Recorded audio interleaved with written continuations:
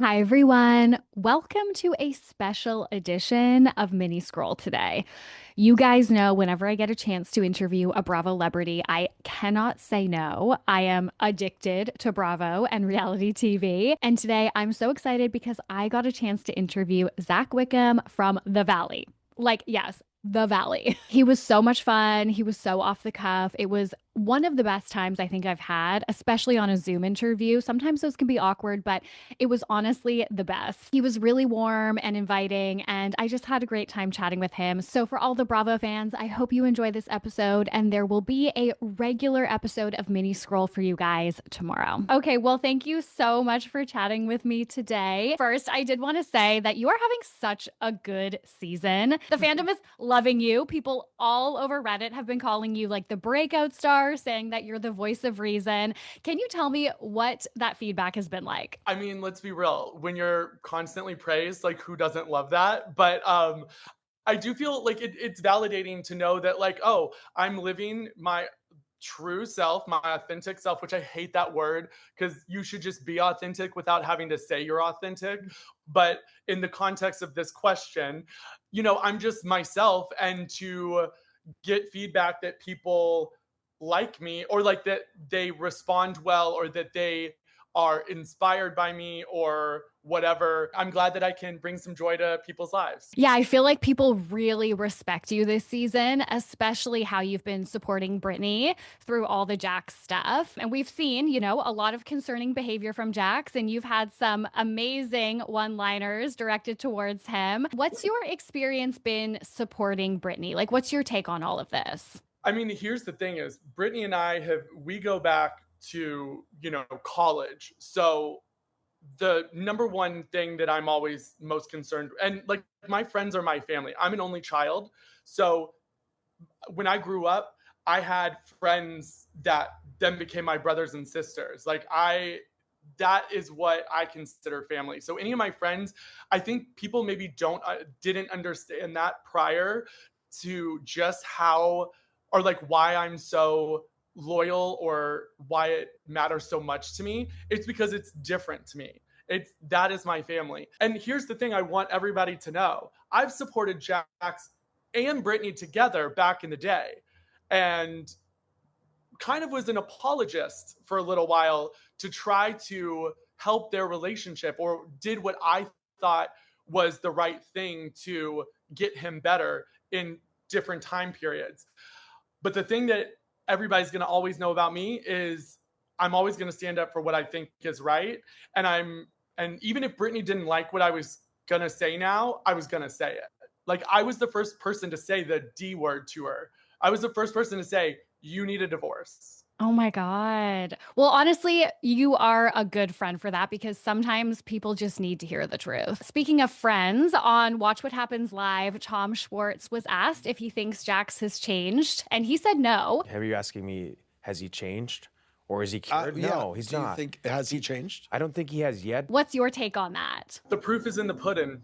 And the pudding has been left out on the counter for a really long time, and no one put it back in the fridge or like changed it out. Like, unfortunately, I mean, listen, you see what we see. Like, and you know what? The best thing I can say is wait for the reunion, and you will see just how he acts then, which is a few months, like, I don't know how many months post rehab that is.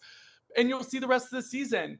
You'll just see the same behaviors over and over. And it's like, the most disheartening thing is not one of us wants ill will towards Jax.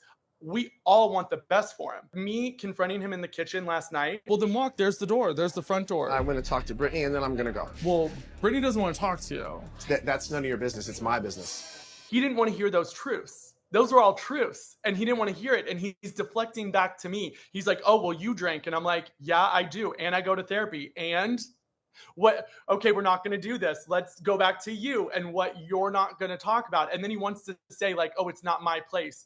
I'm sorry. You all have made it my place over the years.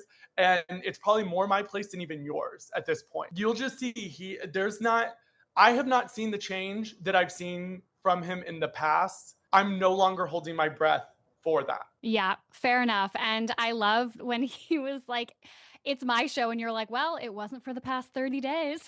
You act like it's your money in that bar. It is my money. Is it? It is. Well, yeah, because Brittany made it for you. It's my show. My show. My show. My show, not yours. It wasn't for the past 30 days. That's a mic drop right there. I'm It was just like, I'm so dropping good. a mic on the cam. It was so good. Okay, so I wanted to pivot a little bit because this season we've also seen your relationship with Benji play out.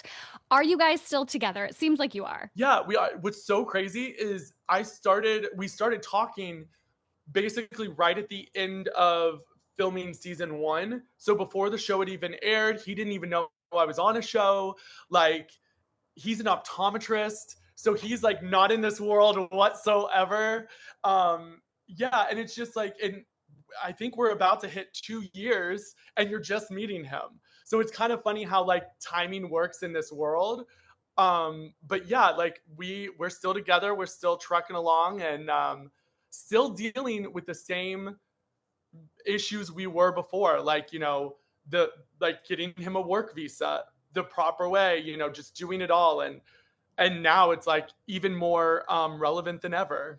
Yeah, absolutely. So, what was it like having, I guess, the beginning of your relationship with cameras up? Like, how did that conversation even go? Like you said, when you met, he didn't know you were on a show. Like, how did you talk to him about being on the show? What was that like? The first time I was like, oh yeah, I was like, I have to go do something, and I had to go film, but I didn't tell him I was going filming.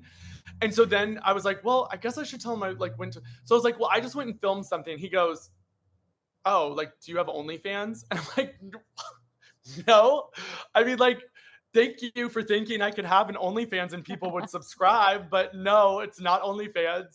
And then I like, he doesn't watch, like, he doesn't watch any TV really, but like he really doesn't watch reality TV.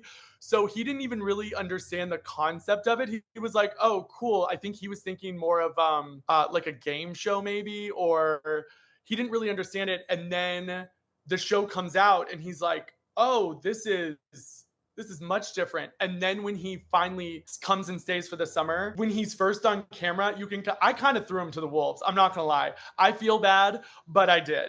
And you can kind of tell he's just always eating in the background. That's what he always likes to say, is I'm just eating in the background.